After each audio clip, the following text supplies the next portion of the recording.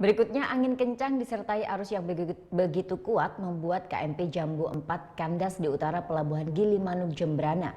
Seluruh penumpang pun langsung dievakuasi oleh Basarnas Pos Gilimanuk. Sabtu pagi akibat cuaca buruk, KMP Jambu 4 mengalami kandas sekitar 300 meter dari utara Pelabuhan Gilimanuk saat hendak berlayar ke Pelabuhan Ketapang, Banyuwangi, Jawa Timur. Penumpang KMP Jambu 4 terpaksa harus dievakuasi dari kapal. Proses evakuasi pun berlangsung dramatis. Tim Basarnas mengevakuasi seluruh penumpang langsung dari tengah kapal yang mengalami kandas di Selat Bali. Pukul 9.30, tim kami bergerak evakuasi penumpang. Untuk kami evakuasi satu kali aja. Itu jumlah penumpang tadi yang di dalam kapal sejumlah 12 orang, 1 anak-anak, dan 11 orang dewasa.